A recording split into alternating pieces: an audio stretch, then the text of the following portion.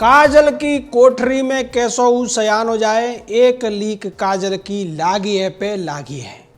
नमस्कार, मैं जनवक्ता शिवम गौतम और ये बात इसलिए कह रहा हूं जिस तरीके से अब बॉलीवुड में हर घर से एक नशेड़ी निकल रहा है, एक गजेड़ी निकल रहा है, एक चरसी, एक अफीमची निकल रहा है। उसके बाद में ये जो ड्रग का पूरा मामला है, इसमें एनआईए की एंट्री होने के संकेत मिल गए हैं। जी हाँ, जिस मामले को मुंबई पुलिस एफआईआर करने के लिए राजी नहीं थी, उसी मामले में अब चार केंद्रीय एजेंसियां जांच करने के लिए जुटने वाली हैं। 3 एजेंसियां पहले से इस मामले में जांच कर रही हैं। सीबीआई, उसके पहले ईडी आया और ईडी के बाद इसमें आया एनसीबी। और एनसीबी की जांच में जितना कुछ निकल कर आया है, अब इसमें एनआईए की एंट्री होती हुई दिख रही है। इसको लेकर केंद्र सरकार ने एक नोटिस जारी कर दिया है, जिसमें स्पष्ट तौर पर कहा गया है कि जो नारकोटिक्स ड्रग्स कंट्रोल की जो धाराएं हैं 53A के तहत, अब इसमें एनआईए जांच कर सकती है। एनआईए का इंस्पेक्टर लेवल या उससे ऊपर का अधिकारी इस मामले में अब जांच के लिए उपलब्ध रहेगा। एनआईए के इस जांच में आने के पीछे एक बड़ी वजह यह है कि जिस तरीके से ड्रग्स एंगल में पाकिस्तान, दुबई और तमाम देशों के साथ तार जुड़ते हुए नजर आ रहे हैं, उसकी पुष्टि हो रही है, सबूत मिल रहे हैं।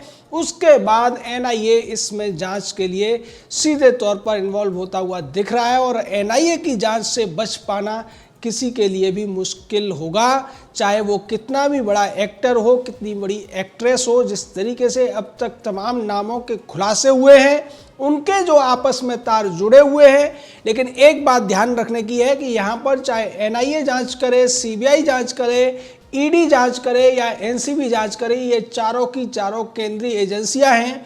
इसलिए ये आपस में एक दूसरे के साथ कोऑर्डिनेट करते हुए, सामंजस्य बिठाते हुए जांच करेंगी और निश्चित तौर पर कोई भी अपराधी अब इस मामले से बच नहीं पाएगा। जिस तरीके से पहले ये सोचा जा रहा था कि बॉलीवुड में इक्का दुक्का ऐसी गंदी मछलियां हैं जो पूरे तालाब को बदनाम कर रही हैं, गंदा कर रही हैं, जैसा कि कुछ लोगों ने कहने की कोशिश की थी। और जिस तरीके से जया बच्चन जैसे लोगों ने पूरी तरीके से क्लीन चिट देने की कोशिश की थी, सरकार को गुमराह करने की कोशिश की थी और यहाँ तक कहा था कि चूंकि बॉलीवुड के लोग देश को बहुत बड़ा टैक्स के रूप में पैसा देते हैं, इसलिए उन लोगों के खिलाफ इस तरीके की जो मांग करने वाले लोग हैं, जो इस तरीके की बातें उड़ाने वाले लोग हैं, उन पर कार्रवाई करने की जरूरत है।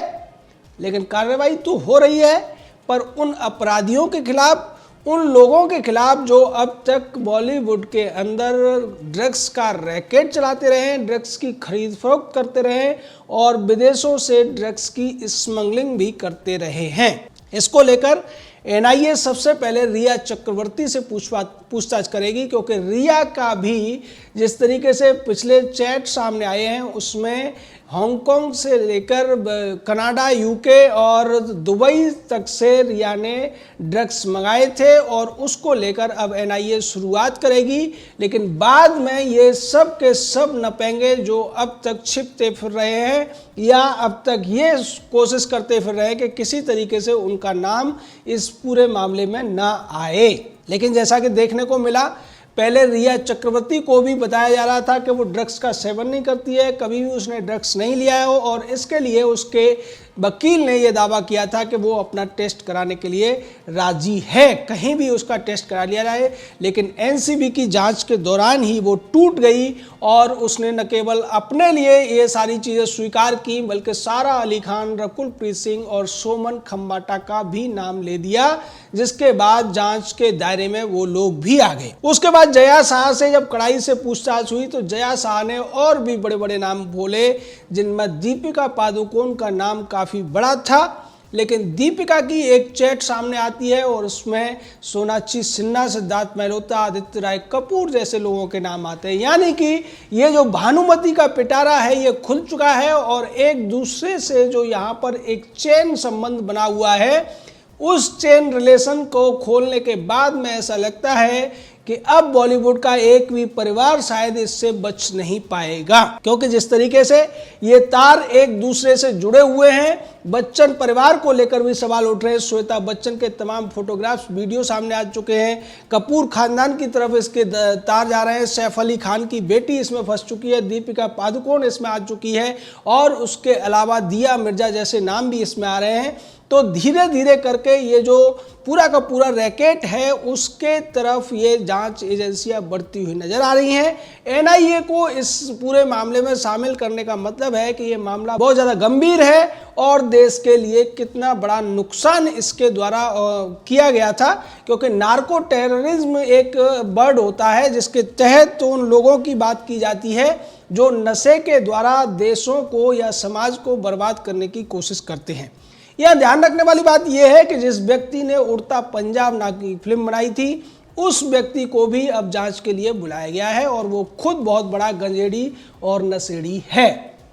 यानी कि जो लोग देश के लोगों को अच्छी अच्छी बातें करने के लिए कहते थे, उसकी एक्टिंग किया करते थे, अंदर से वो उन्हीं सब बातों में लिप्त थे, अंदर से उन्हीं सब बुराइयों में वो लिप्त थे। जिस तरीके से दीपिका पादुकोण ने सुशांत सिंह राजपूत की मौत के बाद डिप्रेशन के ऊपर तमाम ट्वीट किए थे और ये कहने की कोशिश की थी कि सुशांत सिंह राजपूत की जो मौत हुई है वो डिप्रेशन की वजह से हुई है, लेकिन बाद में पता चला कि दीपिका पादुकोण ऐसा करके अपने डिप्रेशन को छुपाने की कोशिश कर रही थी। और अब दीपिका के लिए जिस तरीके से पुराने चैट सामने आए हैं, जिस तरीके से रिया चक्रवर्ती, जया शाह, कश्मीरा प्रकाश ने नाम लिया है, करिश्मा प्रकाश ने नाम लिया है, उसके बाद लोगों को समझ में आया कि वास्तव में दीपिका पादुकोण डिप्रेशन की बजाय ड्रग बोलना चाहती थी, लेकिन वो ड्रग नहीं कह पा रही थी। और अब पता चल गया है कि उसकी ज़िंदगी में ड्रग के बहुत बड़े मायने हैं और इसीलिए वो अपने पति को भी सुपर ड्रग कहकर बुलाती है। ऐसा एक ट्वीट में, एक इंस्टाग्राम की पोस्ट में उसने कहा था। तो अब जया बच्चन क्या कहेगी, जिसने ये कहा था कि जो लोग बॉलीवुड पर कीचड़ उछालने की कोशिश कर रहे हैं वो जिस थाली में खाते हैं उसी में छेद कर रहे हैं और इस तरीके के लोगों के खिलाफ सरकार को कार्रवाई करनी चाहिए, क्योंकि बॉलीवुड एक महान, दिव्य और बहुत ज़्यादा समाज के लिए काम करने वाली सोसाइटी है। इसने देश को बहुत कुछ दिया है। लेकिन जया बच्चन ये भूल गई कि बॉलीवुड को जो पैसा मिलता है वो देश के गरीब जनता की जेब से जाता है। बॉलीवुड जनता को कुछ नहीं देता, बल्कि बॉलीवुड देश की जनता के पैसे पर अय्यासियां करता है, नशा करता है और देश विरोधी गतिविधियों में भी शामिल रहता है, जैसा कि नशेड़ी दीपिका पादुकोण ने जेएनयू में जाकर किया था जब वो सीए के प्रोटेस्ट में और दूसरे प्रोटेस्ट के समर्थन करने वाले छात्रों के साथ खड़ी हो गई थी। और ऐसा उसने अपनी फिल्म को हिट कराने के लिए किया था। हालांकि उसकी फिल्म पूरी तरह फ्लॉप हुई थी और लोगों ने दीपिका को असलियत बता दी थी। लेकिन चाहे दीपिका हो, अनुराग कश्यप जैसे लोग हों, महेश भट्ट जैसे, जावेद अख्तर जैसे लोग हों, ये सब के सब अभी वैसे चुपचाप बैठे हैं। महेश भट्ट को ऐसा लग रहा है कि अगर उसने कुछ बोला तो जांच के दायरे में वो भी आ जाएगा, क्योंकि उसके बारे में पहले से मशहूर है कि वो नशे का बहुत बड़ा आदी है। उसके परिवार में कई लोग हैं जो नशे के आदी हैं। ये जो नशे का जो एक मकड़ जाल है वो बॉलीवुड के पुराने परिवारों के बच्चों में बहुत बुरी तरह से घुसा हुआ है। रणवीर कपूर पहले बता चुके हैं कि वो बहुत ज़्यादा ड्रग्स लिया करते थे। संजय दत्त ड्रग्स के मामले में काफ़ी कुख्यात है। उसी तरीके से जैसे सारा अली खान का नाम आया है, सारा अली खान बड़ी कम उम्र में इस नशे के गिरफ्त में आ गई, उसी तरीके से रणवीर कपूर भी कम उम्र में नशे की गिरफ्त में था। और जो दूसरे अन्य परिवार हैं जिनके बारे में नेपोटिज्म के तहत आरोप लगे थे, वो सभी भी नशे के इस मकड़ जाल में किस तरीके से गिरफ्त में हैं वो करण जौहर की पार्टी से देखने को मिलता है, जिसके अंदर ज़्यादातर जो लोग शामिल थे वो बहुत से जो बॉलीवुड के परिवार हैं जो नेपोटिज्म के लिए बदनाम हैं उनसे ताल्लुक़ रखते थे। ज़्यादातर करण जौहर की पार्टी में जो लोग थे वो सीधे तौर पर बॉलीवुड के तमाम अभिनेताओं अभिनेत्रियों के बेटा बेटी थे। और उन लोगों का जिस तरीके से वीडियो सामने आया था उसके बाद ये स्पष्ट है कि बॉलीवुड में जो नेपोटिज्म वाला गिरोह है उसके अंदर ये नशा भी बहुत ज़्यादा अंदर तक घुसा हुआ है। और इसीलिए हमने शुरुआत में जिस कवित्व का जिक्र किया वो सीधे तौर पर इस पर फिट बैठता है कि बॉलीवुड में ज़्यादातर काम करने वाले लोग नशेड़ी, गंजेड़ी नई चर्सी अफीमची है। इसको लेकर युवराज सिंह, जो कि सुशांत सिंह राजपूत के दोस्त हैं, उन्होंने भी खुलासा किया, कंगना रनौत ने भी कहा था। और शुरुआत से डॉक्टर सुब्रमण्यम स्वामी इस मामले में कह रहे थे कि यहाँ बहुत बड़ा एक गैंग काम कर रहा है जिसके खिलाफ सख्त जांच की जरूरत है। और अब केंद्र सरकार ने उसी दिशा में एक कदम उठा दिया है। एनआईए का इन्वॉल्वमेंट अब इसमें पक्का हो गया है, यानी कि चार सरकारी केंद्रीय एजेंसियां अब इसमें जांच करेंगी। तो जो लोग अब तक ये सोच रहे थे कि मुंबई पुलिस ने, महाराष्ट्र सरकार ने उनके लिए तमाम सबूतों को मिटा दिया है, तमाम चीज़ों को इस तरीके से मैनिपुलेट कर दिया है कि अब किसी भी तरीके से उनको सज़ा नहीं हो पाएगी, लेकिन निश्चित तौर पर उनको सज़ा होगी।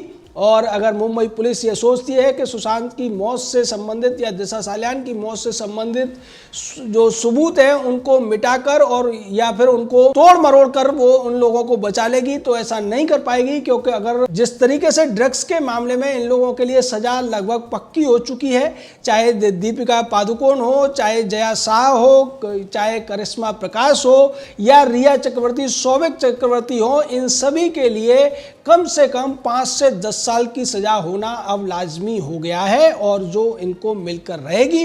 दूसरी तरफ एनआईए की जांच में और भी बड़े खुलासे होंगे, क्योंकि एनआईए के पास बहुत सारी पावर्स होती हैं।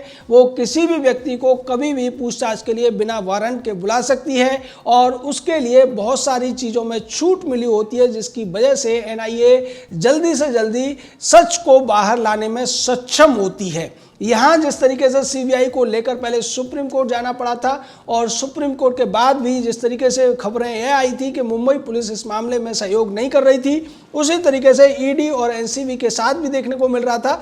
लेकिन एनआईए इस मामले में इन सभी जांच एजेंसियों से कुछ ज़्यादा पावर्स रखती है, और एनआईए का जो जांच अधिकारी होता है वो सीधे तौर पर किसी भी व्यक्ति को कभी भी कहीं भी पूछताछ के लिए बुला सकता है और सख्ती से पूछताछ कर सकता है। इसका मतलब यह है कि अब तक जो राज और छुप गए थे या रह गए थे वो भी एनआईए की जांच में बाहर आ जाएंगे। निश्चित तौर पर ये महाराष्ट्र सरकार के लिए, उद्धव ठाकरे के लिए, महाराष्ट्र के गृह मंत्री अनिल देशमुख के लिए, संजय राउत, शरद पवार जैसे लोगों के लिए बहुत बड़ा झटका है, जो ये मानकर चल रहे थे कि उन्होंने जिनको बचाने की कोशिश की थी उन्हें शायद वो बचा चुके हैं, लेकिन ऐसा नहीं हुआ।